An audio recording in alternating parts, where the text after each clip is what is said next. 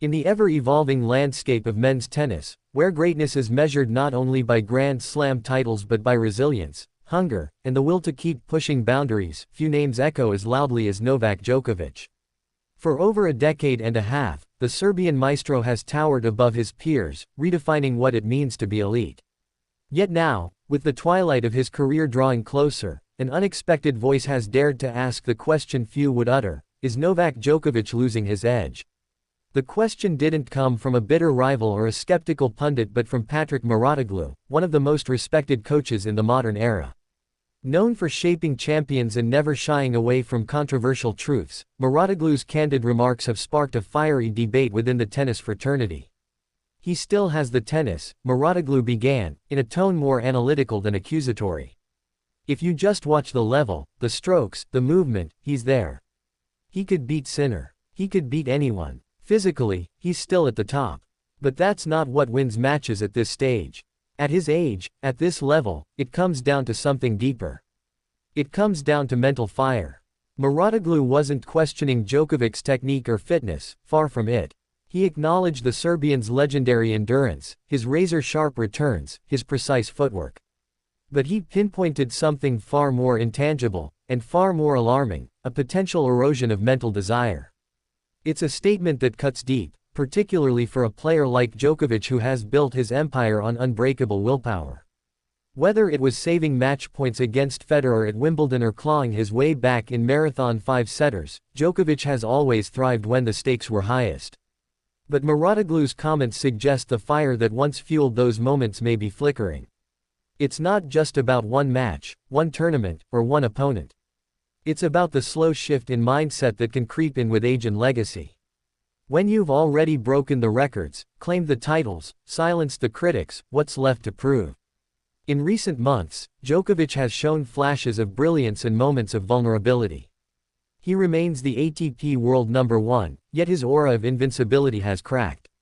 Younger players like Carlos Alcaraz and Jannik Sinner aren't just challenging him, they're beating him, and doing so with confidence. Still, Mouratoglou's remarks weren't a dismissal. They were a challenge, perhaps even a call to arms.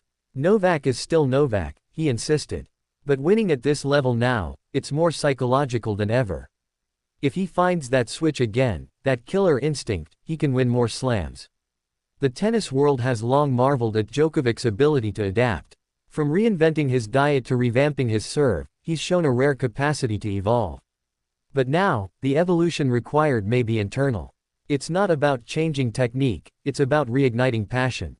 Some observers argue that Mouratoglou may have simply voiced what many were already whispering. That the Djokovic of 2025, while still brilliant, isn't the same as the relentless warrior of 2011 or the comeback king of 2018. The edge may still be there, but it's dulled. Others, particularly Djokovic's ardent supporters, see Mouratoglou's comments as premature. They point to his semifinal runs, his ATP Finals appearances, his continued presence at the top. They argue that doubting Novak's drive is a mistake, because when counted out, he's always responded with fury. Yet the question remains: what drives Novak Djokovic today? Is it the pursuit of one more title? The desire to leave an even more unassailable legacy? Or has the burden of maintaining greatness started to weigh heavier than the thrill of chasing it?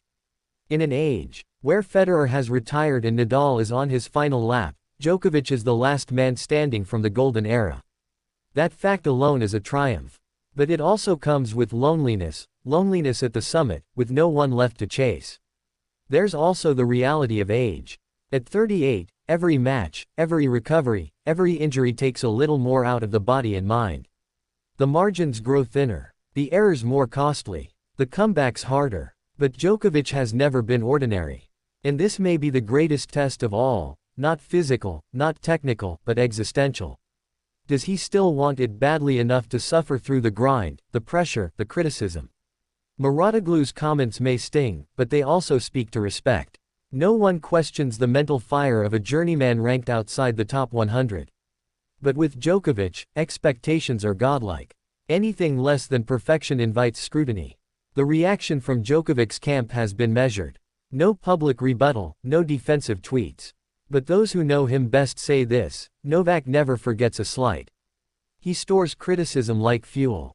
Mouratoglou's words may well be pinned to his locker come the next slam. If anything, this could be the catalyst he needs. The next match, the next tournament, the next Grand Slam, all could become stages for redemption. Because nothing motivates a champion more than being doubted. And for the fans, this drama only adds to the spectacle. Watching Djokovic respond, either by roaring back to lift another trophy or by gracefully passing the torch, will be historic either way. There is also something deeply human in this phase of Djokovic's career. The invincible warrior now faces the same questions we all do with age: who am I when I'm no longer at my peak? What defines me beyond my achievements? Mouratoglou may have triggered a storm, but he's also opened a window into the psyche of a living legend. A man who has climbed Everest and is now deciding whether to climb it again, one last time, for himself, not for history. Because if Djokovic does find that switch again, if he can summon the fire Mouratoglou believes is dimming, then the tennis world may yet witness another miraculous chapter. A resurrection, a statement, a final roar. Until then, all eyes are on him. Not just to see how he plays, but to see who he still is.